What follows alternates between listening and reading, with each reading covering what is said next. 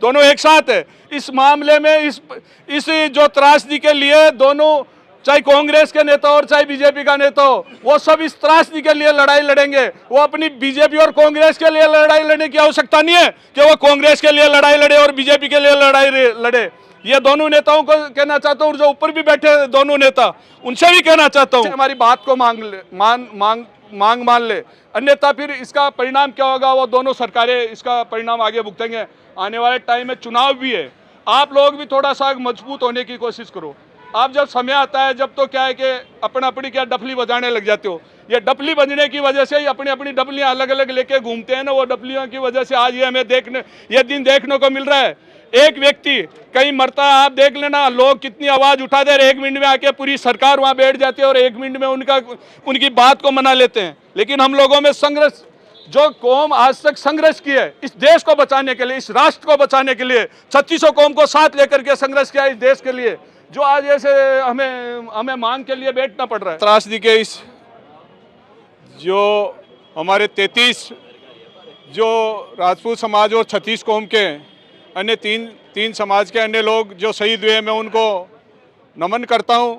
और सभी समाज के जो आज जितने प्रभुत्व नागरिक और सभी सम्मानित राजपूत समाज के सभी लोग, युवा साथी और सभी कार्यकर्ता बंधु जो आज यहाँ आप इस धरने में पधारे हो, आपने हिम्मत करके एक न्याय दिलाने के लिए आप लोगों ने जो संघर्ष का बीड़ा उठाया है, मैं उन सभी कार्यकर्ताओं को धन्यवाद देना चाहता हूं। जब मुझे जयपुर में मैं बैठा था और मुझे पता चला कि भाई वहां हमारे क्षत्रिय भाई धरने पे बैठे हैं, आज एक राजस्थान के प्रत्येक गांव में इस बात को लेकर रोष है कि आज जब कोई बकरियां मर जाती है तो भी वहाँ के सरकार के जो कारिंदे वहाँ जाकर के वहाँ पूछने के लिए चले जाते हैं। लेकिन आज 33 लोग हमारे शहीद हो गए और वो लोग नींद में सो रहे हैं, चाहे केंद्र सरकार हो चाहे राज्य सरकार हो। मैं इसको पार्टी पॉलिटिक्स का कार्यक्रम नहीं बनाना चाहता। जो हमारे साथ अन्याय हुआ है, जो हमारी मांग है, अगर हमारी मांग पूरी नहीं करेंगे तो हमारे ये आज तो रैली की शुरुआत हमारे जोधपुर से है। यह धरना जोधपुर में नहीं होगा, पूरे राजस्थान में धरना होगा। भाइयों, मैं आप लोगों से कहना चाहता हूं, हमें इसके लिए सबको प्रयासरत रहना है। हमें किसी के इसमें पार्टी पॉलिटिक्स करने की आवश्यकता नहीं है। चाहे मैं बीजेपी कहूं, मैं कांग्रेस कहूं, वो अपनी डफली बजाएंगे, मैं आपको यह बताना चाहता हूं, और लास्ट में जाके नतीजे को अपने खराब करने की कोशिश करेंगे। हम चाहते हैं कि केंद्र सरकार से भी हमारे लोगों को मुआवजा मिले और राजस्थान सरकार से भी मुआवजा मिले। मैं ये नहीं कहना चाहता, एक सरकार को ही दोषी नहीं मानता, मैं दोषी दोनों सरकारों को मानता हूं, क्योंकि दोनों सरकार की जिम्मेवारी बनती है। आज जो गैस त्रासदी हुई है, गैस के जो प्लांट है, गैस में हमारे लोगों को रोजगार मिलना चाहिए।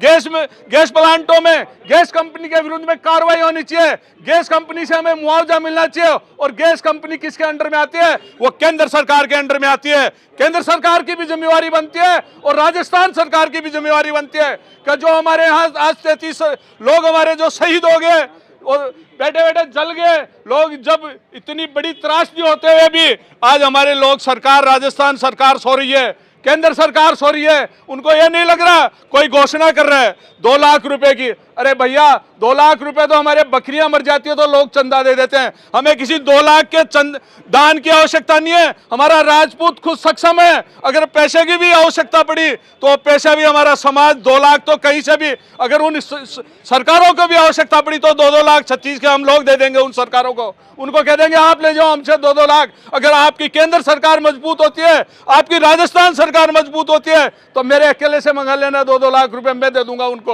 मुझे यहाँ पे चाहिए कि राजस्थान सरकार हमारे जो आज गैस त्रासदी में जो लोग आज जो खत्म हुए, जो लोग शहीद हुए, उनके परिवार को, एक व्यक्ति को नौकरी दे और 20 लाख रुपए का कम से कम मुआवजा दे, जब जाके हमारे मन में शांति की होगी। यही केंद्र सरकार एक व्यक्ति को गैस त्रासदी में वे जो गैस कंपनी है उसको दबाव में लेकर के 20-20 लाख रुपए मुआवजे दिलाने चाहिए। मैं ये कहना चाहता हूं कि आज राजस्थान में, अरे जोधपुर तो ये भाग्यशाली है जहां पे 2 मतवल एक राजस्थान सरकार के सीएम है और आज केंद्र में हमारे केंद्रीय मंत्री है। आप लोगों को तो किसी को बोलने की आवश्यकता नहीं पड़नी चाहिए। आपका तो जो अपने इतने मजबूत है कि हम लोगों को जयपुर से आने की आवश्यकता पड़े। जो हमारी मांग है जो राजपूत समाज की मांग है वो जायज मांग है। अगर हमारी मांग को पूरा नहीं करेंगे तो हमें संघर्ष को जारी रखना है। किसी पॉलिटिक्स में नहीं आने की आवश्यकता है। भंवर सिंह कह दे कि बीजेपी का आप साथ दो, कोई कांग्रेस वाला कह दे कि कांग्रेस का साथ दो, मैं किसी का साथ देने की आवश्यकता नहीं है। हमें जो हमारे जो लोग जिनकी जो शहीद हुए उनको न्याय दिलाने के लिए हमें लोगों को संघर्ष करने की आवश्यकता है। पूरा राजपूत समाज आज कांग्रेस बीजेपी दोनों एक ही जगह बैठे हैं, दोनों एक दूसरे के सामने लड़ने वाले भी इस जाजम पे बैठे हैं, दोनों एक साथ है। इस मामले में इस जो त्रासदी के लिए दोनों, चाहे कांग्रेस के नेता और चाहे बीजेपी का नेता हो, वो सब इस त्रासदी के लिए लड़ाई लड़ेंगे। वो अपनी बीजेपी और कांग्रेस के लिए लड़ाई लड़ने की आवश्यकता नहीं है कि वो कांग्रेस के लिए लड़ाई लड़े और बीजेपी के लिए लड़ाई लड़े। ये दोनों नेताओं को कहना चाहता हूँ, जो ऊपर भी बैठे दोनों नेता, उनसे भी कहना चाहता हूँ कि जो आपसे मदद हो सकती हो मदद करिए, समाज के साथ रहिए।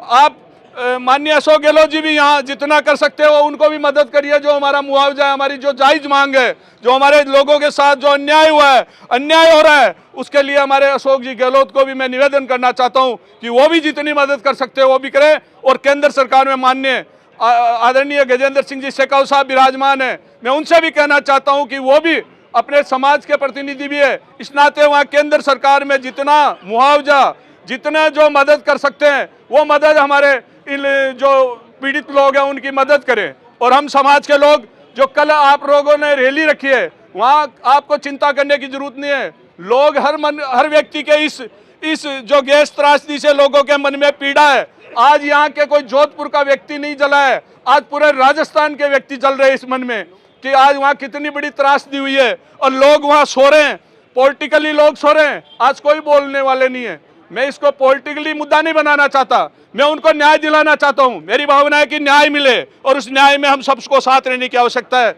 सब पार्टी पॉलिटिक्स या 3600 कौम को साथ लेकर चलने की आवश्यकता है। यह 3600 कौम का मामला है। आज वहाँ जो गैस त्रासदी में खत्म हुए उनमें कुमाऊत भी हुआ, नाई भी हुआ, ढोली भी हुआ, अन्य कई भी ऐसे लोग हैं वो भी हुए हैं। एक जाति के लोग नहीं है, वो 3600 कौम के लोगों का मुद्दा है।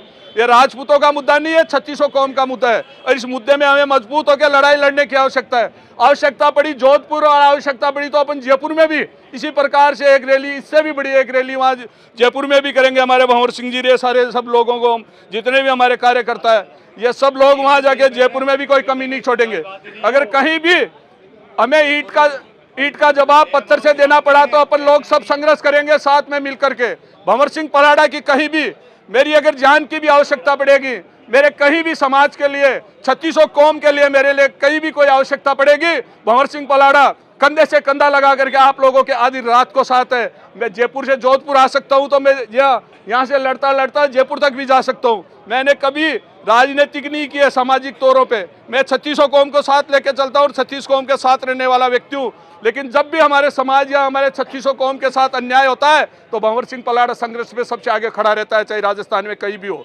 ये आप सब जानते हो, चाहे जोधपुर का ही मुद्दा नहीं है, चाहे राजस्थान में कहीं भी हो। हमारे भंवर सिंह जी आपके सामने बैठे हैं, रेटा साहब, इनसे पूछ लो, जहाँ भी कहीं भी कोई भी आंदोलन, समाज का आंदोलन हो, चाहे 36 कौम का कहीं भी बात आती है तो सबसे पहले जाके हमारे सब लोग जाके वहाँ के खड़े होते हैं।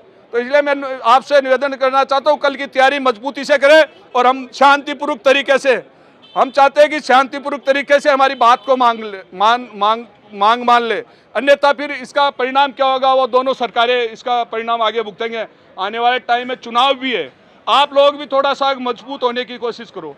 आप जब समय आता है जब तो क्या है कि अपनी क्या डफली बजाने लग जाते हो। ये डफली बजने की वजह से ही अपनी डफलियाँ अलग अलग लेके घूमते हैं ना, वो डफलियों की वजह से आज ये हमें ये दिन देखने को मिल रहा है।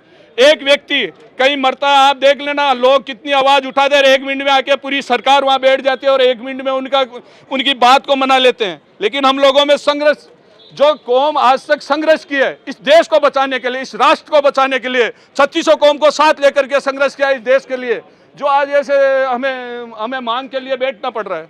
मैं इसलिए आप सब जो भी है मेरे भाई लोग, आप सब बैठे विराजमान है, मेरे लिए कोई भी सेवा आप बता देना, जो भी मेरे से आर्थिक मदद होगी मैं निश्चित उनकी आर्थिक मदद भी करूंगा और इसमें संघर्ष भी करना पड़ा तो संघर्ष भी मैं आपके साथ में पूरा कंधे से कंधा लगा करूँगा। धन्यवाद।